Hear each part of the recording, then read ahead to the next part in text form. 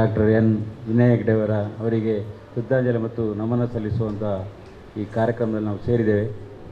ಈ ಕಾರ್ಯಕ್ರಮದಲ್ಲಿ ಭಾರತೀಯ ಜನತಾ ಪಾರ್ಟಿ ಮಂಗಳೂರು ವಿಧಾನಸಭಾ ಕ್ಷೇತ್ರದ ಅಧ್ಯಕ್ಷರಾಗಿರ್ತಕ್ಕಂಥ ಜಗದೀಶ್ ಶಾಲೆ ಅವರನ್ನು ಕೂಡ ಅವರ ಉಪಸ್ಥಿತಿಯನ್ನು ಗೌರವಿಸ್ತೇನೆ. ಹಾಗೆ ಈ ಕಾರ್ಯಕ್ರಮದಲ್ಲಿ ಮುಖ್ಯ ಅತಿಥಿಯಾಗಿ ಉಪಸ್ಥಿತಿರುವಂಥ ಉಳ್ಳಾಲದ ಮಾಜಿ ಶಾಸಕರು, ನಮ್ಮೆಲ್ಲರ ನಾಯಕರಾದಂಥ ಜಯರಾಮ್ ಶೆಟ್ಟಿ ಇದ್ದಾರೆ, ಅವರ ಉಪಸ್ಥಿತಿಯನ್ನು ಕೂಡ ನಾನು ಗೌರವಿಸ್ತೇನೆ. ಹಾಗೆ ಭಾರತೀಯ ಜನತಾ ಪಾರ್ಟಿ ಜಿಲ್ಲಾ ಉಪಾಧ್ಯಕ್ಷರು ನಾಯಕರಾದಂಥ ರವೀಂದ್ರ ಶೆಟ್ಟಿ ಉಳಿದೊಟ್ಟಿದ್ದಾರೆ, ಅವರ ಉಪಸ್ಥಿತಿಯನ್ನು ಕೂಡ ನಾನು ಗೌರವಿಸ್ತೇನೆ. ಹಾಗೆ ನಮ್ಮ ಸಹಕಾರಿ ಪ್ರಕೋಷ್ಠದ ಜಿಲ್ಲೆಯ ಸಂಚಾಲಕರು, ನಮ್ಮೆಲ್ಲರ ಹಿರಿಯರಾದಂಥ ರಾಜರಾಮ್ ಭಟ್ ಇದ್ದಾರೆ, ಅವರ ಉಪಸ್ಥಿತಿಯನ್ನು ಕೂಡ ಗೌರವಿಸ್ತೇನೆ. ಹಾಗೆ ಈ ಕ್ಷೇತ್ರದ ಮಾಜಿ ಮಂಡಲದ ಅಧ್ಯಕ್ಷರು ಆಗಿರ್ತಕ್ಕಂಥ ಹಿರಿಯರಾದಂಥ ಚಂದ್ರಶೇಖರ್ ಉಚ್ಚಿಲಿದ್ದಾರೆ, ಅವರ ಉಪಸ್ಥಿತಿಯನ್ನು ಕೂಡ ಗೌರವಿಸ್ತೇನೆ. ಹಾಗೆ ನಮ್ಮ ಈ ಇಂದಿನ ಈ ಶ್ರದ್ಧಾಂಜಲಿ ಸಭೆ ಮತ್ತು ನಮನ ಸಲ್ಲಿಸುವಂಥ ಈ ಕಾರ್ಯಕ್ರಮದಲ್ಲಿ ಉಪಸ್ಥಿತಿರುವಂಥ ಮಂಗಳೂರು ಮಂಡಲದ ಎಲ್ಲ ಪದಾಧಿಕಾರಿಗಳು, ಎಲ್ಲ ಮೋರ್ಚಾಗಳ ಅಧ್ಯಕ್ಷರು, ಪ್ರಧಾನ ಕಾರ್ಯದರ್ಶಿಗಳು, ಹಾಗೆ ಜನಪ್ರತಿನಿಧಿಗಳೆಲ್ಲರನ್ನು ನಾನು ಗೌರವಿಸ್ತಾ ಈ ಕಾರ್ಯಕ್ರಮವನ್ನು ಮುಂದುವರಿಸ್ತಾ ಇದ್ದೇವೆ. ಮೊದಲು ನಾವು ಡಾಕ್ಟರ್ ಎನ್ ವಿನಯ್ ಹೆಗ್ಡೆಯವರ ಭಾವಚಿತ್ರಕ್ಕೆ ಪುಷ್ಪಾಂಜಲಿ ಸಲ್ಲಿಸುವ ಮುಖಾಂತರ ಈ ಕಾರ್ಯಕ್ರಮವನ್ನು ಪ್ರಾರಂಭ ಮಾಡ್ತೇವೆ.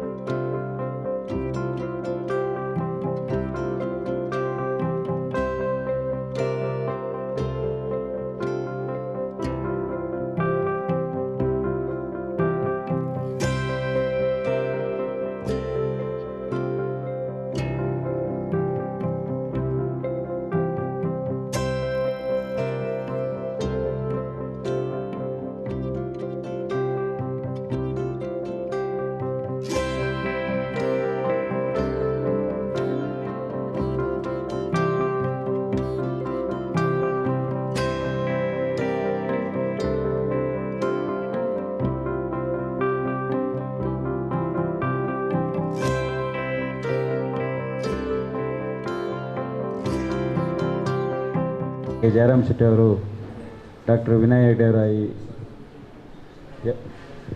ನುಡಿನಮನವನ್ನು ಸಲ್ಲಿಸಬೇಕಾಗಿ ಕೇಳಿಕೊಳ್ತೇವೆ. ಜನತಾ ಪಾರ್ಟಿ ಮಂಗಳೂರು ಕ್ಷೇತ್ರದ ಪದಾಧಿಕಾರಿಗಳೇ, ಹಿರಿಯವರೇ, ಆತ್ಮೀಯರೇ, ಪಕ್ಷದ ವತಿಯಿಂದ ಇವತ್ತು ಡಾಕ್ಟರ್ ವಿನಯ್ ಹೆಗ್ಡೆ ಅವರಿಗೆ ಶ್ರದ್ಧಾಂಜಲಿ ಮತ್ತು ನುಡಿನಮನ ಕಾರ್ಯಕ್ರಮ. ಈ ಜಿಲ್ಲೆಯ, ಈ ರಾಜ್ಯದ ಒಬ್ಬ ಶ್ರೇಷ್ಠ ಶೈಕ್ಷಣಿಕ ವ್ಯಕ್ತಿತ್ವ ಹೊಂದಿರುವಂಥವರು ವಿನಯ್ ಹೆಗ್ಡೆಯವರು. ಶೈಕ್ಷಣಿಕದಲ್ಲಿ ಭಾಳಷ್ಟು ಬದಲಾವಣೆಗಳನ್ನು, ಭಾಳಷ್ಟು ಉದ್ದೀಪನಗೊಳಿಸುವಂಥ ದೃಷ್ಟಿಯಲ್ಲಿ ಅವರು ಕೆಲಸ ಮಾಡಿದವರು. ಇವತ್ತು ಉಳ್ಳಾಲ ಕ್ಷೇತ್ರದಲ್ಲಿ ಭಾಳಷ್ಟು ದೊಡ್ಡ ಪ್ರಮಾಣದಲ್ಲಿ ಶೈಕ್ಷಣಿಕ ವ್ಯವಸ್ಥೆಯನ್ನು ಮಾಡಿಕೊಂಡು ಭಾಳಷ್ಟು ಜನರಿಗೆ ಉದ್ಯೋಗವನ್ನು ಕಲ್ಪಿಸಿಕೊಟ್ಟವರು. ನನಗೆ ವಿನಯ್ ಹೆಗ್ಡೆಯವರು ವೈಯಕ್ತಿಕವಾಗಿ ಪರಿಚಯ. ಹೇಗೆ ಅಂತ ಹೇಳಿದರೆ, ನಾನು ನನ್ನ ಗ್ರ್ಯಾಜುಯೇಷನ್ ಆದಾಗ 1970 ಗ್ರ್ಯಾಜುಯೇಷನ್ ಆದ ಕೂಡಲೇ ನನಗೆ CPC ಕಂಪನಿಯಲ್ಲಿ ಉದ್ಯೋಗ ಸಿಕ್ಕಿತ್ತು. ನಾನು CPC ಕಂಪನಿಯಲ್ಲಿ ಅಲ್ಲಿ ಬೆಳಿಗ್ಗೆ 8 ಗಂಟೆಯಿಂದ 12 ಗಂಟೆಯವರೆಗೆ, 2 ಗಂಟೆಯಿಂದ 5:30 ಗಂಟೆಗೆ ಅವರ ಆಫೀಸ್ ಕಾರ್ಯಾಲಯ ಸಮಯ. ಆವಾಗ ನನಗೆ ವಿನಯ್ ಹೆಗ್ಡೆಯವರು ಅಲ್ಲಿ ಉದ್ಯೋಗಿ. ಹೇಗೆ ಅಂತ ಹೇಳಿದರೆ, ಆ ಕಾಲದಲ್ಲಿ CPC, Canara sales, Canara workshop, PV motors, ಆ ಗುಂಪುಗಳಿಗೆ ಸುಮಾರು ಈ ದಕ್ಷಿಣ ಭಾರತದಲ್ಲಿ 2000ಕ್ಕಿಂತ ಜಾಸ್ತಿ ಜನ ಉದ್ಯೋಗಿಗಳಿದ್ದರು. ಜೊತೆಗೆ ದೊಡ್ಡ ಪ್ರಮಾಣದಲ್ಲಿ ಕೆಲಸವನ್ನು ಕೂಡ ಕೊಡ್ತಾಯಿದ್ರು, ಸಂಬಳ ಭಾಳ ಕಡಿಮೆ. ವಿನಯ್ ಹೆಗ್ಡೆಯವರು ಶಾಸ್ ಡಿಪಾರ್ಟ್ಮೆಂಟ್ ಅಂತ ಅದರಲ್ಲಿ ಕೆಲಸ ಮಾಡ್ತಾಯಿದ್ರು. ಶಾಸ್ ಡಿಪಾರ್ಟ್ಮೆಂಟ್ನ ಮ್ಯಾನೇಜರ್ ಆಗಿದ್ದರು. ಅವರಿಗೆ ಅಸಿಸ್ಟೆಂಟಾಗಿ ನಮ್ಮ ಪ್ರೇಮಾನಂದ ಶೆಟ್ಟಿ, ಮಂಗಳೂರು ಮಹಾನಗರ ಪಾಲಿಕೆಯ ಅಧ್ಯಕ್ಷರಾದಂಥ ಪ್ರೇಮಾನಂದ ಶೆಟ್ಟಿ ತಂದೆ ತಿಮ್ಮಪ್ಪ ಶೆಟ್ಟಿ ಅವರು ಅವರಿಗೆ ಅಸಿಸ್ಟೆಂಟ್ ಆಗಿದ್ದರು. ನವಭಾರತ ಸರ್ಕಲ್ನ ಹತ್ರ ಅವರ ಕಚೇರಿ ಇತ್ತು, CPC ಇದ್ದೆ. ಅಲ್ಲಿ ಅವರು ಎಲ್ಲ ಕಾನೂನಿಗೆ ಸಂಬಂಧಪಟ್ಟ ಹಾಗೆ ಎಲ್ಲ ವ್ಯವಸ್ಥೆಯನ್ನು ನಿಭಾಯಿಸ್ತಾ ಇದ್ದರಿಂದ ಅಲ್ಲಿ ಉದ್ಯೋಗದಲ್ಲಿದ್ದರು. ನಾನು CPCಗೆ ಸೇರಿ 6 ತಿಂಗಳಾಗುವಾಗ ಅವರು ಲೆಮಿನಸ್ ಸಸ್ಪೆನ್ಸ್ ಪ್ರಾಡಕ್ಟ್ಸ್ ಬೈಕಂಪಾಡಿಯಲ್ಲಿ ಪ್ರಾರಂಭ ಮಾಡಿದರು. ಅಲ್ಲಿ ಅವರು ಅದನ್ನು ಭರ್ತಿ ಮಾಡಿಕೊಂಡು ಅಲ್ಲಿಂದ ನಿಟ್ಟೆ ವಿಶ್ವವಿದ್ಯಾನಿಲಯಕ್ಕೆ ಇಲ್ಲಿ ದೇರ್ಲಘಟ್ಟೆಗೆ ಬಂದು ಇಲ್ಲಿ ವಿದ್ಯಾಕ್ಷೇತ್ರವನ್ನು ಪ್ರಾರಂಭ ಮಾಡಿ ಇವತ್ತು ದಕ್ಷಿಣ ಭಾರತದಲ್ಲಿ ಹೆಸರುವಾಸಿಯಾದಂಥ ಒಂದು ಉದ್ದಿಮೆದಾರರಾಗಿ ವಿದ್ಯಾಕ್ಷೇತ್ರದಲ್ಲಿ ಗಮನಾರ್ಹವಾಗಿ ಜನರ ಗಮನವನ್ನು ಸೆಳೆಯುವಲ್ಲಿ ಅವರು ಯಶಸ್ವಿಯಾಗಿದ್ದಾರೆ. ನನಗೆ ನೆನಪಿದ್ದ ಪ್ರಕಾರ ನಾನು MLA ಆಗಿರುವಾಗ ಒಂದು ಸಲ ಅವರನ್ನು ಭೇಟಿ ಮಾಡಿದ್ದೆ, ಹೀಗೆ ಬೇರೆ ಬೇರೆ ಕಾರಣದಲ್ಲ ಇಲ್ಲಿ. ಆಗ ಅವರೊಂದು ಮಾತು ಹೇಳಿದರು, ಇಡೀ CPCಯಲ್ಲಿ ಸಾವಿರಾರು ಜನ ಕೆಲಸಕ್ಕಿದ್ದಾರೆ. ಆಗ ಅವರು CPCಯನ್ನು ಬಿಟ್ಟಿದ್ದರು, ಬಿಟ್ಟು ಉದ್ಯೋಗ ಇಲ್ಲಿ ಹೆಸರು ಮಾಡಿದಂತ ಹೇಳಿದರೆ ಒಂದು ನೀನು ಮತ್ತೊಂದು ನಾನು CPC ಕಂಪನಿಯನ್ನು ಬಿಟ್ಟು ಬೇರೆ ಬೇರೆ ಶೈಕ್ಷಣಿಕ ಕ್ಷೇತ್ರದಲ್ಲಿ ದುಡಿದಿದ್ದೀನಿ, ಆದರೆ ಅದಕ್ಕಿಂತ ದೊಡ್ಡದು ನೀನೇ ಅಂತ ಹೇಳಿದರು. ಹೇಗೆ ಅಂತ ಹೇಳಿದರೆ, ಸಾರ್ವಜನಿಕರ ವಲಯದಲ್ಲಿ ಜನರ ಪ್ರತಿನಿಧಿಯಾಗಿ ಆಯ್ಕೆಯಾಗೋದು ಅದಷ್ಟು ಸುಲಭದ ಮಾತಲ್ಲ. ನನಗೆ ಅದು ಆಗ್ತಾಯಿಲ್ಲ, ಅದು ಬೇರೆ ವಿಚಾರ. ಆದ್ದರಿಂದ ನಮ್ಮಿಬ್ಬರಿಗೆ CPC ಕಂಪನಿ ಒಳ್ಳೆಯದು ಮಾಡಿದೆ. ಆ ದೃಷ್ಟಿಯನ್ನು ಇಟ್ಕೊಂಡು ಮುಂದೆ ನಾವು ಜೀವನವನ್ನು ನಡೆಸಬೇಕಾಗಿದೆ ಅಂತ. ಅವರ ಮಗ ವಿಶಾಲ್ ಹೆಗ್ಡೆ ಅವರು ಕೂಡ ಒಳ್ಳೆಯವರು, ವಿದ್ಯಾಕ್ಷೇತ್ರದಲ್ಲಿ ತುಂಬ ದುಡಿಯುವಂಥದ್ದವರು. ಈ ಕ್ಷೇತ್ರವನ್ನು ಮುಂದಕ್ಕೆ ತೆಗೆದುಕೊಂಡು ಹೋಗಲು 86 ವಯಸ್ಸು ಅಂತ ಕಾಣ್ತಾಯಿದೆ. ಆ 86 ವಯಸ್ಸಿನಲ್ಲಿ ಅವರು ಸ್ವರ್ಗಸ್ಥರಾಗಿದ್ದಾರೆ. ನಮಗೆಲ್ಲ ಅವರ ಮಾರ್ಗದರ್ಶನ ಅತ್ಯಂತ ಅವಶ್ಯಕತೆ. ನಾವು ಅವರ ಎತ್ತರಕ್ಕೆ ಏಳದಿದ್ದರೂ ಕೂಡ ಅವರು ಬಿಟ್ಟು ಹೋದಂಥ ಕೆಲಸಗಳನ್ನು, ವ್ಯವಸ್ಥೆಗಳನ್ನು ತಮ್ಮ ಈ ಕ್ಷೇತ್ರಕ್ಕೆ, ಬಾಕಿಯ ರಾಜಕೀಯ ಕ್ಷೇತ್ರಕ್ಕಾಗಲಿ ಶೈಕ್ಷಣಿಕ ಕ್ಷೇತ್ರಕ್ಕಾಗಲಿ ನಾವು ಅದನ್ನು ಮುಂದಕ್ಕೆ ತೆಗೆದುಕೊಂಡು ಹೋದರೆ ನಮಗೆ, ನಮ್ಮ ಕ್ಷೇತ್ರಕ್ಕೆ ಅದು ಒಳ್ಳೆಯದಾಗ್ತದೆ ಅಂತ ಅನಿಸಿ ಅವರ ಆತ್ಮಕ್ಕೆ ಭಗವಂತನ ಚಿರಶಾಂತಿಯನ್ನು ಕೊಡಲಿ ಎಂದು ಹಾರೈಸಿ ನನ್ನ ಮಾತು ಮುಗಿಸ್ತೀನಿ. ಜೈ ಹಿಂದ್, ಜೈ ಕರ್ನಾಟಕ. ನಾವೆಲ್ಲರೂ ಕೂಡ ಇವತ್ತು ಡಾಕ್ಟರ್ ಎನ್ ವಿನಯ್ ಹೆಗ್ಡೆ ಅವರ ಶ್ರದ್ಧಾಂಜಲಿ ಮತ್ತು ನುಡಿನಮನ ಕಾರ್ಯಕ್ರಮದಲ್ಲಿ ಸೇರಿಕೊಂಡಿದ್ದೇವೆ. ಬಹಳ ಮುಖ್ಯವಾಗಿ ಡಾಕ್ಟರ್ ಎನ್ ವಿನಯ್ ಹೆಗ್ಡೆಯವರು 1939 ಏಪ್ರಿಲ್ 3ರಂದು ಜನಿಸಿ ಮೊನ್ನೆ ನಿಧನರಾಗುವವರೆಗೆ 86 ವರ್ಷ ಪ್ರಾಯ ದೀರ್ಘಾಯುಷ್ಯವನ್ನು ಪಡೆದು, ಒಬ್ಬ ವ್ಯಕ್ತಿ ಸಮಾಜದಲ್ಲಿ ಯಾವ ರೀತಿ ಸಾಧನೆ ಮಾಡಿದರೆ ಯಾವ ರೀತಿ ಒಂದು ಆದರ್ಶ ವ್ಯಕ್ತಿಯಾಗಿ ತೋರಿಸಬಹುದು ಎಂಬ ತೋರಿಸಿಕೊಟ್ಟವರು ಡಾಕ್ಟರ್ ಎನ್ ವಿನಯ್ ಹೆಗ್ಡೆ ಅವರು. 1979ರಲ್ಲಿ ನಿಟ್ಟೆ ಎಜುಕೇಷನ್ ಟ್ರಸ್ಟನ್ನು ಸ್ಥಾಪನೆ ಮಾಡಿ ಇವತ್ತು ಮಂಗಳೂರು, ಬೆಂಗಳೂರು, ನಿಟ್ಟೆ ಈ ಭಾಗದಲ್ಲಿ ಸುಮಾರು 40ಕ್ಕಿಂತಲೂ ಹೆಚ್ಚು ಶಿಕ್ಷಣ ಸಂಸ್ಥೆಗಳನ್ನು ಸ್ಥಾಪನೆ ಮಾಡಿ ಸಾವಿರಾರು ಮಂದಿಗೆ ಅನ್ನದಾತನಾಗಿ ಅಥವಾ ಉದ್ಯೋಗವನ್ನು ನೀಡಿದಂಥ ಒಬ್ಬ ಶ್ರೇಷ್ಠ ವ್ಯಕ್ತಿ ಡಾಕ್ಟರ್ ಎನ್ ವಿನಯ್ ಹೆಗ್ಡೆ ಅವರು. ನಮ್ಮ ಪೇಜಾವರ ಶ್ರೀಗಳ ಪರಮ ಭಕ್ತರು ಕೂಡ. ಪೇಜಾವರ ಸ್ವಾಮೀಜಿಗಳು ಪ್ರತಿ ಬಾರಿ ಅವರ ವಿದ್ಯಾಸಂಸ್ಥೆಗೆ ಬಂದಾಗ ನಾನು ಕೂಡ ಒಂದು ಸಂದರ್ಭದಲ್ಲಿ ಅಲ್ಲಿ ಇದ್ದೆ. ದೇರಳಕಟ್ಟೆಯನ್ನು ದೇವರಕಟ್ಟೆ ಮಾಡಿದಂಥ ವ್ಯಕ್ತಿ ವಿನಯ್ ಹೆಗ್ಡೆ ಅಂತ ಹೇಳಿದ ಮಾತು ಈಗಲೂ ಕೂಡ ನೆನಪಿದೆ. ಆ ರೀತಿಯಾಗಿ ನಾನು ಕೂಡ 1991ರಲ್ಲಿ ದೇರಳಕಟ್ಟೆಗೆ ಬಂದವ. ಆವಾಗ ದೇರಳಕಟ್ಟೆಯಲ್ಲಿ ಏನೇನು ಇರಲಿಲ್ಲ. ಈ ದೇರಳಕಟ್ಟೆ ಈ ರೀತಿಯಾಗಿ ಅಭಿವೃದ್ಧಿ ಹೊಂದಬೇಕು ಅಂತಾದರೆ ಆ ಕಡೆ ಹಸಿಗೋಳಿಯಲ್ಲಿ KSRP ಅಥವಾ ಯೂನಿವರ್ಸಿಟಿ ಎಲ್ಲ ಇದ್ರೂ ಕೂಡ ದೇರಳಕಟ್ಟೆ ಇಷ್ಟೊಂದು ಅಭಿವೃದ್ಧಿಯನ್ನು ಕಾಣಲಿಕ್ಕೆ ಮುಖ್ಯ ಕಾರಣ ನಮ್ಮ ಡಾಕ್ಟರ್ ಎನ್ ವಿನಯ್ ಹೆಗ್ಡೆ ಅವರು. ಇವತ್ತು ದೇರಳಕಟ್ಟೆ ಅಂತಂದರೆ ಆ ರೀತಿ ಒಂದು ಅಭಿವೃದ್ಧಿಯನ್ನು ಪಡೆಯುತ್ತಿರುವಂಥ ಪ್ರದೇಶ. ಆ ಪ್ರದೇಶದಲ್ಲಿ ಒಂದು ನಮ್ಮ ಲೋಕಸಭೆಯ ಮಾಜಿ ಸ್ಪೀಕರ್ ಆಗಿ ಸುಪ್ರೀಂ ಕೋರ್ಟಿನ ಒಬ್ಬ ಜಸ್ಟಿಸ್ ಆಗಿರತಕ್ಕಂಥ ಕೌಡೂರು ಸದಾನಂದ ಶೆಟ್ಟಿಯವರ ಮಗನಾಗಿ ಆ ಹೆಸರನ್ನು ಉಳಿಸಿ ಒಟ್ಟು ನಿಟ್ಟೆ ಎಂಬ ಹೆಸರನ್ನು ದೇಶದಾದ್ಯಂತ ಪಸರಿಸಿದಂಥ ಖ್ಯಾತಿ ನಮ್ಮ ಎನ್ ವಿನಯ್ ಹೆಗ್ಡೆ ಅವರಿಗೆ ಜಯರಾಮನ್ನ ಹೇಳಿದರು. ಒಂದು ಆ ಲೆಮಿನಾ ಗ್ರೂಪ್ ಆಫ್ ಕಂಪನಿ, ನಾನು ಶೈಕ್ಷಣಿಕ ಮತ್ತು ಕೈಗಾರಿಕಾ ಎರಡೂ ಕ್ಷೇತ್ರಗಳಲ್ಲಿ ಕ್ರಾಂತಿಯನ್ನು ಮಾಡಿದಂಥ ವ್ಯಕ್ತಿ ಎನ್ ವಿನಯ್ ಹೆಗ್ಡೆ ಅವರು ಇವತ್ತು ನಮ್ಮ ಕಣ್ಣ ಮುಂದೆ ಇಲ್ಲ. ಅವರು ಮಾಡಿದಂತಹ ಏನು ಆದರ್ಶಮಯವಾದಂಥ ಜೀವನ ಇದೆ, ಇವತ್ತಿಗೂ ಕೂಡ ನಾನು ಕೆಲವು ಬಾರಿ ಅವರಲ್ಲಿ ಯಾವುದೇ ಕೆಲಸಕ್ಕೆ ಹೋದ ಸಂದರ್ಭದಲ್ಲಿ ಕರೆಕ್ಟ್ 8 ಗಂಟೆಗೆ ಅವರು ಆ ಕಚೇರಿಯಲ್ಲಿ, ರಾಮಭವನದಲ್ಲಿ ಇರತಕ್ಕಂಥ ಅವರ ಕಚೇರಿಯಲ್ಲಿ ಇರುವಂಥದ್ದು. ಬೆಳಿಗ್ಗೆ ದಿನಚರಿ ನಾನು ಕೆಲವರ ಹತ್ರ ಮಾತನಾಡುವಾಗ ಹೇಳ್ತಾರೆ, ಬೆಳಿಗ್ಗೆ 4 ಗಂಟೆಗೆ ಎದ್ದು ನಿತ್ಯ ಕರ್ಮಗಳನ್ನು ಪೂರೈಸಿ ವಾಕಿಂಗನ್ನೆಲ್ಲ ಮಾಡಿ ಆ ಒಂದು ಗಾರ್ಡನಿಗೆ ಒಂದು ಮುಂಡನ್ನು ಸುತ್ತಿಕೊಂಡು ಒಂದು ಬಾರಿ ಒಬ್ಬರು ನನ್ನ ಹತ್ರ ಕೇಳಿದರು, ಅನ್ನ ವಿನಯ್ ಹೆಗ್ಡೆರನ್ನು ಎಂಚ ನಮ್ಮ ಪಾತ್ರ ನಾನು ಹೇಳಿದೆ ಕದ್ರಿ ಶಿವಭಾಗ್ ಅವರ ಮನೆಗೆ ಹೋಗಿ ಅಂತ. ಅವ್ರು ಬಂದು ಹೇಳ್ತಾರೆ, ಇಷ್ಟು ದೊಡ್ಡ ವ್ಯಕ್ತಿತ್ವ ಇರತಕ್ಕಂಥ ಒಬ್ಬ ವ್ಯಕ್ತಿ ಒಬ್ಬ ಸಾಮಾನ್ಯ ಮನುಷ್ಯರಿಗೆ ಅಲ್ಲಿ ಆ ಒಂದು ಗಿಡಗಳಿಗೆ ಒಂದು ಮುಂಡನ್ನು ಸುತ್ತಕೊಂಡು ನೀರನ್ನು ಬಿಡೋದು ನೋಡೋಕೆ ಆಶ್ಚರ್ಯ ಆಯಿತು ಅಂತ ಹೇಳಿದರು. ಅಂದರೆ ಅಂಥ ಸರಳ ಜೀವನ. ನಾವು ಯಾವತ್ತೂ ಕೂಡ ಒಬ್ಬ ಪುಣ್ಯಾತ್ಮರ ಈ ರೀತಿಯಾಗಿ ಶ್ರದ್ಧಾಂಜಲಿಯನ್ನು ಅಥವಾ ನುಡಿನಮನ ಸಲ್ಲಿಸುವಾಗ ಒಂದು ಹೂಹಾರವನ್ನು ಹಾಕಿ ಪುಷ್ಪಾಂಜಲಿಯನ್ನು ಮಾಡಿ ಅಷ್ಟಕ್ಕೆ ಮುಗಿಯುವುದಿಲ್ಲ. ಅವರು ಏನು ಕೆಲಸ ಕಾರ್ಯಗಳನ್ನು ಮಾಡಿದ್ದಾರೆ ಅಥವಾ ಅವರ ಏನು ಆದರ್ಶಮಯವಾದ ಜೀವನ ಇದೆ ಅದನ್ನು ನಾವು ನಮ್ಮ ಜೀವನದಲ್ಲೂ ಕೂಡ ಅಳವಡಿಸಿಕೊಳ್ಳಲಿಕ್ಕೆ ಸಾಧ್ಯತೆವಾಗ್ತದೆ ಎಂಬುದನ್ನು ಮಾಡಿದರೆ ಖಂಡಿತವಾಗಿಯೂ ಶ್ರದ್ಧಾಂಜಲಿಗೆ ಅರ್ಥ ಬರ್ತದೆ. ಒಟ್ಟಿನಲ್ಲಿ ಅದರ ಜೊತೆಗೆ ನಮ್ಮ ಭಾರತೀಯ ಜನತಾ ಪಾರ್ಟಿಯ ನಮ್ಮ ರಾಷ್ಟ್ರೀಯ ನಾಯಕರಾದಂಥ ಲಾಲ್ ಕೃಷ್ಣ ಅಡ್ವಾಣಿಯವರು ಇವರ ದೆಹಲಿಗೆ ಒಂದು ಸಂದರ್ಭದಲ್ಲಿ ಪ್ರತಿ ಬಾರಿಯೂ ಕೂಡ ಅವರ ಮನೆಗೆ ಹೋಗದೆ ಬರಲಿಕ್ಕಿಲ್ಲಂತೆ, ಅಷ್ಟು ಪರಮಾತ್ಮರಾಗಿ. ಅದರ ಜೊತೆಗೆ ಅಡ್ವಾಣಿಯವರು ಮಂಗಳೂರಿಗೆ ಬಂದಾಗ ಅವರು ಕೂಡ ಡಾಕ್ಟರ್ ವಿನಯ್ ಹೆಗ್ಡೆ ಅವರ ಮನೆಗೆ ಹೋಗಲಿಕ್ಕೆ ಮರೆಯುವುದಿಲ್ಲಂತೆ. ಈ ರೀತಿಯಾಗಿ ಒಬ್ಬ ಬಹಳ ಶ್ರೇಷ್ಠವಾದಂಥ ವ್ಯಕ್ತಿಯನ್ನು ನಾವು ಇವತ್ತು ಕಳ್ಕೊಂಡಿದ್ದೇವೆ. ಬಹಳ ಮುಖ್ಯವಾಗಿ ಇಡೀ ಹಿಂದೂ ಸಮಾಜಕ್ಕೆ ಯಾವತ್ತೂ ಕೂಡ ಹಿಂದೂ ಸಮಾಜ ಅಂತ ಹೇಳಿದ್ರೆ ಬಹಳ ಆ ಹಿಂದುತ್ವದ ಒಂದು ಆಧಾರದ ಮೇಲೆ ಕೆಲವು ಬಾರಿ ಅವರು ಕೆಲಸ ಕಾರ್ಯಗಳನ್ನು ರಾಷ್ಟ್ರೀಯವಾದಿಯಾಗಿ ಕೆಲಸವನ್ನು ಮಾಡಿದವರು.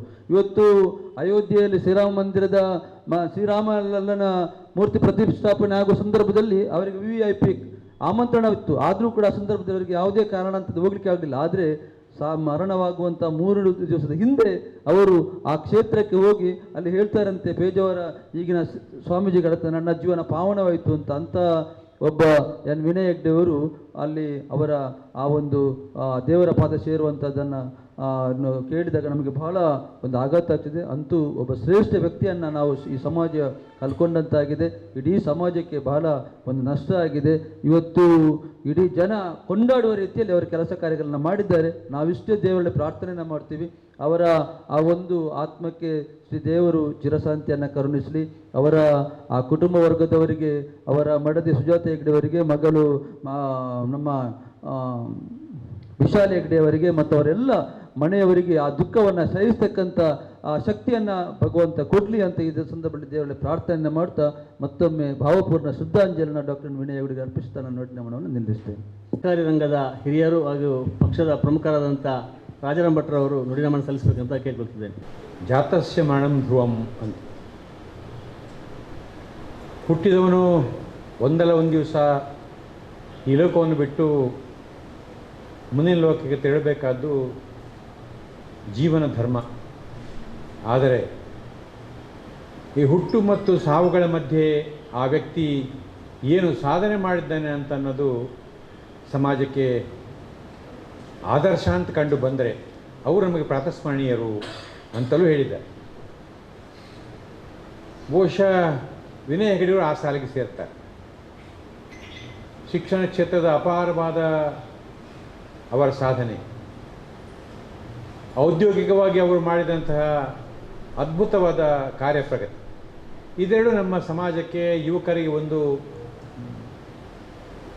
ಮನ್ವಂತರವನ್ನು ಸೃಷ್ಟಿ ಮಾಡಿಕೊಟ್ಟಿದ್ದಾರೆ ಅಂತ ನಾನಾದರೂ ಭಾವಿಸ್ತೀನಿ.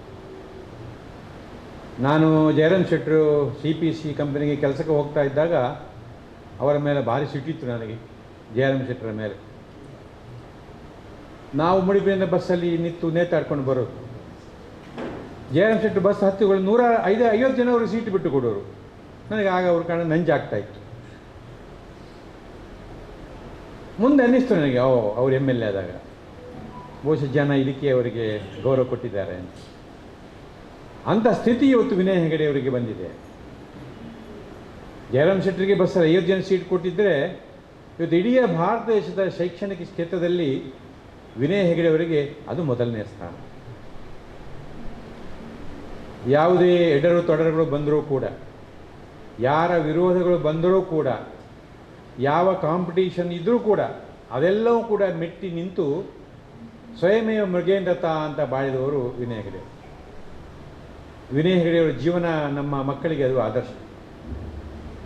ನಾವು ವಿವೇಕಾನಂದರ ಕತೆ, ರಾಮಕೃಷ್ಣ ಪರಮಹಂಸರ ಕತೆ, ಚಂದ್ರಶೇಖರ್ ಆಜಾದನ ಕತೆ, ಭಗತ್ ಸಿಂಗನ ಕತೆ ಹೇಳುವ ಬದಲು ವಿನಯ್ ಹೆಗಡೆಯವರು ಸಾಧಿಸಿದ ಆ ಸಾಧನೆಯನ್ನು ಮಕ್ಕಳಿಗೆ ತಿಳಿ ಹೇಳಲಿಕ್ಕೆ ಸಾಧ್ಯ ಆದರೆ ಅದಕ್ಕಿಂತ ದೊಡ್ಡ ಒಂದು ನೀತಿ ಪಾಠ ಇಲ್ಲ ಅಂತ ನಾನಾದರೂ ಭಾವಿಸ್ಕೊಂಡಿದ್ದೆ. ಒಬ್ಬ ಸಾಮಾನ್ಯ ಮನುಷ್ಯ ಸುಪ್ರೀಂ ಕೋರ್ಟ್ನ ಒಬ್ಬ ಜಡ್ಜನ ಮಗ. ಸುಪ್ರೀಂ ಕೋರ್ಟ್ನ ಎಲ್ಲ ಜಡ್ಜರ ಮಕ್ಕಳು ಕೂಡ ಹೀಗೆ ಅಮೋಘವಾದ ಸಾಧನೆಯನ್ನು ತೋರಿಸ್ತಾರೆ ಅಂತ ಏನಿಲ್ಲ. ಆದರೆ ವಿನಯ್ ಹೆಗಡೆಯವರ ಸಾಧನೆ ಹಿಂದೆ ಅವರ ತಂದೆಯ ಯಾವುದೇ ಪ್ರಭಾವ ಇರಲಿಲ್ಲ. ಅದು ಅತ್ಯಂತ ಮುಖ್ಯವಾದದ್ದು. ಅವರು ಔದ್ಯೋಗಿಕ ಕ್ರಾಂತಿಯಲ್ಲಿರ್ಬೋದು, ಶಿಕ್ಷಣ ಕ್ರಾಂತಿ ಇರ್ಬೋದು, ಎಲ್ಲಿ ಕೂಡ ತನ್ನ ತಂದೆಯವರ ಹೆಸರನ್ನು ಉಪಯೋಗ ಮಾಡಿ ಅವರು ಮುಂದೆ ಬಂದದಿಲ್ಲ. ಅವ್ರು ಹೇಳ್ತಾ ಇದ್ರು ನನಗೆ ಅದರ ಇಂಟ್ರೆಸ್ಟ್ ಇಲ್ಲ, ನಾನು ವಿನಯ್ ಹೆಗಡೆಯಾಗಿ ನಾನು ಈ ಸಮಾಜದಲ್ಲಿ ಒಂದು ದಾಪುಗಾಲ ಹಾಕಬೇಕು. ಅವರ ತಮ್ಮ ಸಂತೋಷ, ಇವರು ವಿನಯ, ಆ ಸಂತೋಷ ಮತ್ತು ವಿನಯ ಸೇರಿ ವಿಶಾಲವಾದ ಒಂದು ಗಿಡವನ್ನು ಅವರು ನೆಟ್ಟಿದ್ದಾರೆ. ಆ ವಿಶಾಲ್ ಹೆಗಡೆಯವರಿಗೆ ವಿನಯ್ ಹೆಗಡೆಯವರ ದಾರಿಯಲ್ಲಿ ಹೋಗುವಂಥ ಒಂದು ಶಕ್ತಿಯನ್ನು, ಚೈತನ್ಯವನ್ನು ಭಗವಂತನು ಒದಗಿಸಿಕೊಡಲಿ. ಮತ್ತು ವಿನಯ್ ಹೆಗಡೆಯವರ ಆದರ್ಶ ನಮ್ಮ ಮಕ್ಕಳಿಗೆ ಒಂದು ಆದರ್ಶ ಪಾಠ ಆಗಲಿ ಅಂತ ಹೇಳ್ಕೊಂಡು ಮತ್ತೊಮ್ಮೆ ವಿನಯ್ ಹೆಗಡೆಯವರ ಪಾದ ಪದ್ಮಗಳಿಗೆ ಸಾಷ್ಟಾಂಗ ಪ್ರಣಾಮಗಳನ್ನು ಮಾಡಿಕೊಂಡು ಅವರಿಗೆ ನುಡಿನಮನ ಸಲ್ಲಿಸ್ತಾ ಇದ್ದೇನೆ. ನಮಸ್ಕಾರ. ದಿನಮನ ಕಾರ್ಯಕ್ರಮದ ಸೇರಿರ್ತಕ್ಕಂಥ ಎಲ್ಲ ಹಿರಿಯರೇ, ಸೇರಿರ್ತಕ್ಕಂಥ ಎಲ್ಲ ಭಾರತೀಯ ಜನತಾ ಪಾರ್ಟಿಯ ಸದಸ್ಯರೇ, ಗೌರವಾನ್ವಿತರೇ, ಮೊನ್ನೆಯ ದಿನ ಡಾಕ್ಟರ್ ಎನ್ ವಿನಯ್ ಹೆಗಡೆಯವರು ದೇವರ ಪಾದವನ್ನು ಸೇರಿದ್ದಾರೆ. ಹುಟ್ಟು ಆಕಸ್ಮಿಕ, ಸಾವು ನಿಶ್ಚಿತ. ಆ ಹುಟ್ಟು ಸಾವಿನ ಮಧ್ಯದಲ್ಲಿ ಒಬ್ಬ ಮನುಷ್ಯನಾಗಿ ಹುಟ್ಟಿದವ ಏನು ಮಾಡಬೇಕು ಅದನ್ನೆಲ್ಲವನ್ನು ಕೂಡ ಡಾಕ್ಟರ್ ಎನ್ ವಿನಯ್ ಹೆಗಡೆಯವರು ಮಾಡಿ ತೋರಿಸಿದ್ದಾರೆ. ಈಗಾಗಲೇ ಜಯರಾಮ್ ಶೆಟ್ಟರು, ರಾಜಾರಾಮ್ರು, ನಮ್ಮ ಉಳಿದೊಟ್ಟರವರು ಅವರ ನುಡಿನಮನದ ಮಾತುಗಳನ್ನು ಹಾಡಿದ್ದಾರೆ. ನಾನು 1997 2002 ತನಕ ಸೋಮೇಶ್ವರ ಗ್ರಾಮ ಪಂಚಾಯತ್ನ ಅಧ್ಯಕ್ಷನಾದಿದ್ದಂಥ ಸಂದರ್ಭದಲ್ಲಿ ನನಗೆ ಡಾಕ್ಟರ್ ಶಾಂತಾರಾಮ್ ಶೆಟ್ಟರು ಭಾರಿ ಆತ್ಮೀಯರಾಗಿದ್ದರು. ಆವಾಗ ಪ್ರಾರಂಭದಲ್ಲಿ ನಿಟ್ಟೆ ಧೇರ್ಲಕಟ್ಟೆಯಲ್ಲಿ ಆಸ್ಪತ್ರೆ ಪ್ರಾರಂಭ ಆಗುವಂಥ ಸಂದರ್ಭದಲ್ಲಿ ನಾನು ಅವರಲ್ಲಿ ವಿನಂತಿಯನ್ನು ಮಾಡಿದಾಗ ನಮ್ಮ ಕಾರ್ಯಕರ್ತರ ಮನೆಯವರಿಗೆ ಒಂದು 25ಕ್ಕೂ ಹೆಚ್ಚು ಜನರನ್ನು ಅಲ್ಲಿ ಉದ್ಯೋಗವನ್ನು ಕೊಟ್ಟಿರ್ತಕ್ಕಂಥ ಒಬ್ಬ ಉದಾತ್ತವಾಗಿರ್ತಕ್ಕಂಥ ಮನುಷ್ಯ ಡಾಕ್ಟರ್ ವಿನಯ್ ಹೆಗಡೆಯವರು ಅಂತ ಹೇಳಲಿಕ್ಕೆ ಭಾರಿ ಸಂತೋಷ ಆಗಿದೆ. ನನಗೆ ಅವರ ಒಡನಾಟ ಹೇಗೆ ಅಂತೇಳಿ, ಶಾಂತಾರಾಮ್ ಶೆಟ್ಟರು ಸೋಮೇಶ್ವರದ ಪೆರಿಬೇಲ್ ಆ ಭಾಗದಲ್ಲಿ ಅವರಿಂದ ಒಂದು ಗೆಸ್ಟ್ ಹೌಸು ರಚನಾ ಆದಂಥ ಸಂದರ್ಭದಲ್ಲಿ ಅಲ್ಲಿ ಅವರ ಜಾಗದ ದಾಖಲಾತಿಗಳು ಕೆಲವೊಂದು ತೊಂದರೆ ಇದ್ದಂಥ ಸಂದರ್ಭದಲ್ಲಿ ಅದನ್ನು ನಾನು ಸರಿ ಮಾಡಿಕೊಟ್ಟೆ. ಆ ಒಂದು ಕೃತಜ್ಞತೆಗೆ ಪೂರಕವಾಗಿ ವಿನಯ್ ಹೆಗಡೆಯವರಿಗೆ ನನ್ನನ್ನು ಪರಿಚಯ ಮಾಡಿ ಒಂದಷ್ಟು ಖಾಲಿ ಉದ್ಯೋಗವನ್ನು ಕೊಡುವ ಜೊತೆಗೆ ಭಾಳಷ್ಟು ನಮ್ಮ ಕಾರ್ಯಕರ್ತರ ಮನೆಯವರ ಆಸ್ಪತ್ರೆಯಲ್ಲಿ ಅನಾರೋಗ್ಯ ಪೀಡಿತರಾಗಿದ್ದಂಥ ಸಂದರ್ಭದಲ್ಲಿ ಭಾಳಷ್ಟು ಜನರಿಗೆ ಅವರು ರಿಯಾಯಿತಿಯನ್ನು ಮಾಡಿ ಬಿಲ್ಲನ್ನು ತಗೊಂಡಿದ್ದು, ಅದರ ಜೊತೆಗೆ ಏನಾದರೂ ದೊಡ್ಡ ತೊಂದರೆ ಆಗಿ ಅವರಿಗೆ ಆರ್ಥಿಕವಾಗಿ ತೊಂದರೆ ಇದ್ದಂಥ ಸಂದರ್ಭದಲ್ಲಿ ಪೂರ್ತಿ ಬಿಲ್ಲನ್ನು ರಿಯಾಯಿತಿ ಮಾಡಿದಂಥ ಒಬ್ಬ ಮನುಷ್ಯ ಇದ್ದರೆ ಅದು ವಿನಯ್ ಹೆಗಡೆ ಅಂತ ಹೇಳಲಿಕ್ಕೆ ಭಾರಿ ನನಗೆ ಸಂತೋಷ ಆಗ್ತದೆ. ಅಂತ ವಿನಯ್ ಹೆಗಡೆಯವರು ಇವತ್ತು ದೇವರ ಪಾದವನ್ನು ಸೇರಿದ್ದಾರೆ. ಅವರ ಆದರ್ಶ ನಮಗೆಲ್ಲರಿಗೂ ಕೂಡ ಒಂದು ದಾರಿದೀಪವಾಗಲಿ. ಅವರ ಆದರ್ಶವನ್ನು ನಾವು ಈಗ ಭಾರತೀಯ ಜನತಾ ಪಾರ್ಟಿಯ ಎಲ್ಲ ಕಾರ್ಯಕರ್ತರುಗಳು ಅದನ್ನು ಅಳವಡಿಸಿಕೊಂಡಾಗ ಮುಂದಿನ ದಿನಗಳಲ್ಲಿ ನಾವು ಒಳ್ಳೆಯ ಕೆಲಸ ಕಾರ್ಯಗಳನ್ನು ಮಾಡಲಿಕ್ಕೆ ಸಾಧ್ಯ ಎನ್ನುವಂಥ ಮಾತನ್ನು ಈ ಸಂದರ್ಭದಲ್ಲಿ ಹೇಳುತ್ತಾ, ಅವರ ಈ ಸಾವು ನಮಗೆ ಅದನ್ನು ಸಹಿಸುವಂಥ ಶಕ್ತಿಯನ್ನು ಆ ಪರಮಾತ್ಮ ಕರುಣಿಸಲಿ. ಅವರಿಗೆ ವಿನಯ್ ಹೆಗಡೆಯವರಿಗೆ ಅವರಿಗೆ ದೇವರು ಒಂದು ಸದ್ಗತಿಯನ್ನು ಕೊಡಲಿ ಅಂತೇಳಿ ಈ ಸಂದರ್ಭದಲ್ಲಿ ಪ್ರಾರ್ಥನೆಯನ್ನು ಮಾಡುತ್ತಾ ಮಾತನ್ನು ಮುಗಿಸ್ತೇನೆ. ಜೈ ಹಿಂದ್, ಜೈ ಭಾರತ್ ಮಾತೆ. ಮುಂದಕ್ಕೆ ಮಂಡಲದ ನಿಕಟಪೂರ್ವ ಅಧ್ಯಕ್ಷರಾದಂಥ ಚಂದ್ರ ಸುಲ್ಲಾಲ್ರವರ ಉಪಸ್ಥಿತಿಯನ್ನು ಗೌರವಿಸ್ತಾ ನುಡಿನಮನ ಸಲ್ಲಿಸಬೇಕಂತ ಕೇಳ್ಕೊಳ್ತಿದ್ದೇನೆ. ಶ್ರದ್ಧಾಂಜಲಿ ಸಭೆಯಲ್ಲಿ ನಾವೆಲ್ಲ ಸೇರಿಕೊಂಡಿದ್ದೇವೆ. ವಿನಯ್ ಹೆಗಡೆ ಅಂತ ಹೇಳಿದರೆ ಅವರ ಹೆಸರಿನಲ್ಲಿ ಅವರ ಗುಣಗಳು ಅಡಗಿಕೊಂಡಿದೆ. ಇವತ್ತು ದೇರ್ಲಕಟ್ಟೆಯಂತಹ ಕುಗ್ರಾಮವನ್ನು ಇವತ್ತು ಮಂಗಳೂರು ನಗರಕ್ಕೆ ಸಮಾನವಾಗಿ ಮಾಡಿದಂತಹ ಒಬ್ಬ ವ್ಯಕ್ತಿ ಇದ್ದರೆ ಅದು ವಿನಯ್ ಹೆಗ್ಡೆಯವರು. ಹಲವಾರು ಬಡ ಮಕ್ಕಳಿಗೆ ವಿದ್ಯಾಭ್ಯಾಸವನ್ನು ಕೊಟ್ಟು ಹಲವಾರು ಶಾಲೆಗಳನ್ನು ದತ್ತು ತೆಕೊಂಡು ಇವತ್ತು ದೇಶದ ಅತಿ ಉನ್ನತ ಹೆಸರಿನಲ್ಲಿ ಒಬ್ಬರಾದಂತಹ ವ್ಯಕ್ತಿ. ಅವರ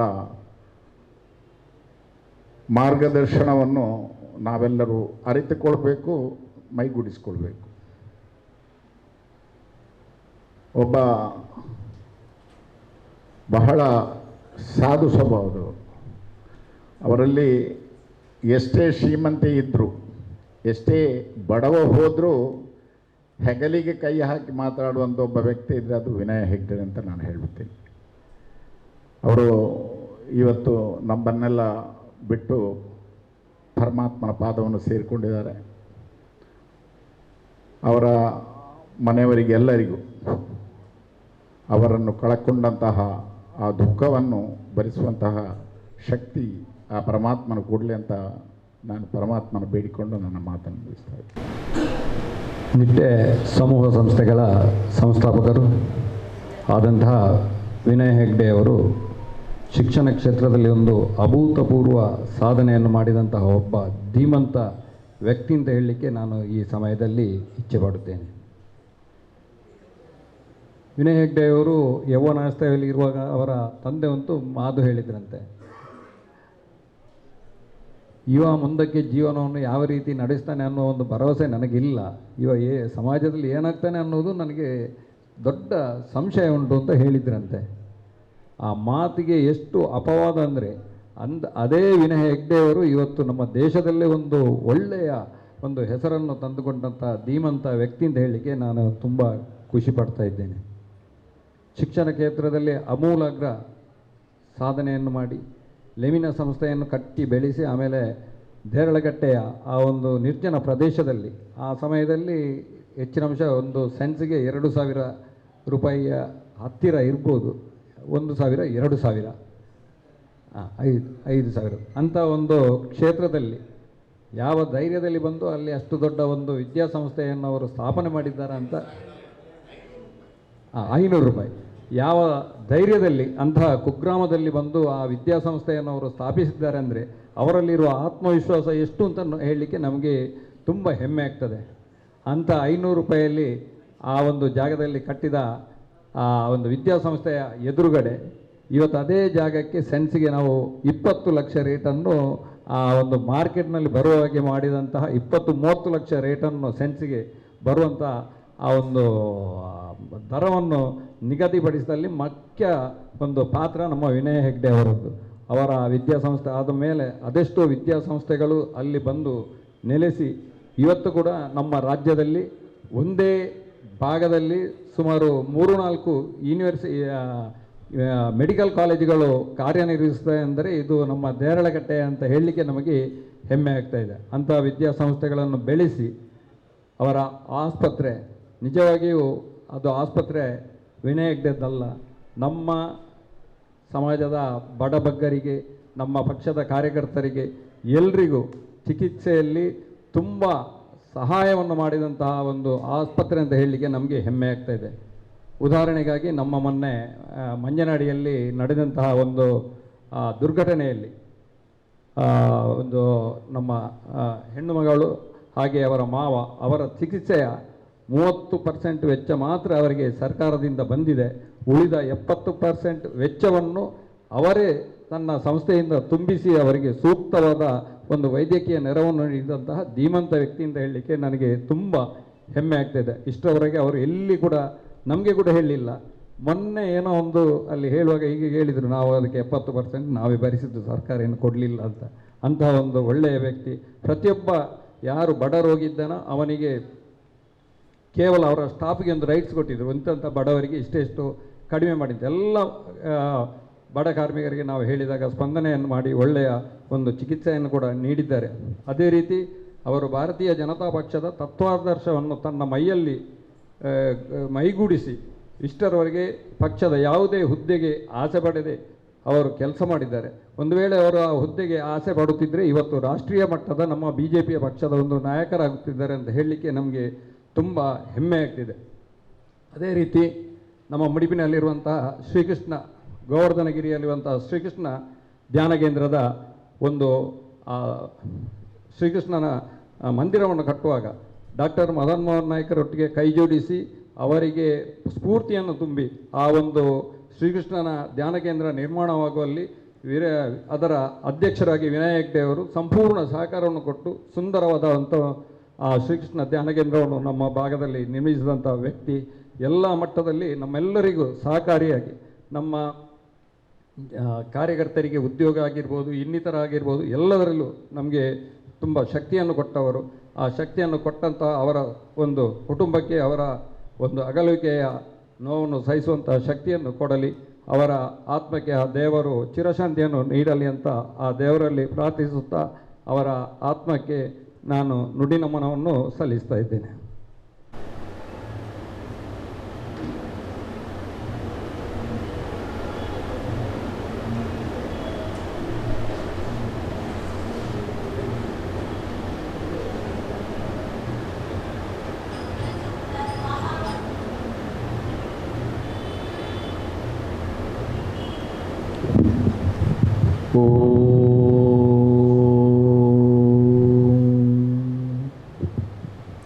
ನುಡಿನಮನ ಸಲ್ಲಿಸಿದಂಥ ಮಾಜಿ ಶಾಸಕರಾದಂಥ ಜಯರಾಮ್ ಶೆಟ್ಟರು, ನಿಕಟಪೂರ್ವ ಜಿಲ್ಲೆಯ ಉಪಾಧ್ಯಕ್ಷರಾದಂಥ ರವೀಂದ್ರ ಶೆಟ್ಟಿ ಉಳಿದೊಟ್ಟು, ನಿಕಟಪೂರ್ವ ಮಂಡಲದ ಅಧ್ಯಕ್ಷರಾದಂಥ ಚಂದ್ರಶೇಖರ್ ಉಚ್ಚಿಲ್, ಚಂದ್ರ ಸುಲ್ಲಾಲ್, ಅದೇ ರೀತಿ ಮಂಡಲದ ಪ್ರಧಾನ ಕಾರ್ಯದರ್ಶಿಯಾದಂಥ ಮೋಹನ್ ರಾಜ್ ಕೇರ್ ಸೇರಿದಂಥ ವಿವಿಧ ಸ್ತರದ ಎಲ್ಲ ಪದಾಧಿಕಾರಿಗಳು, ಶಕ್ತಿ ಕೇಂದ್ರ ಪ್ರಮುಖರು, ಮಹಾಶಕ್ತಿ ಕೇಂದ್ರ ಅಧ್ಯಕ್ಷರು, ಕಾರ್ಯದರ್ಶಿಗಳು, ಅದೇ ರೀತಿ ಸೇರಿದಂಥ ಎಲ್ಲ ಪ್ರಮುಖ ಕಾರ್ಯಕರ್ತರಿಗೆ ಒಂದೇ ಮಾತಿನಲ್ಲಿ ವಂದನೆಗಳನ್ನು ತಿಳಿಸ್ತಾ ನಮ್ಮ ಇವತ್ತಿನ ಕಾರ್ಯಕ್ರಮ ಮುಗಿಸಿ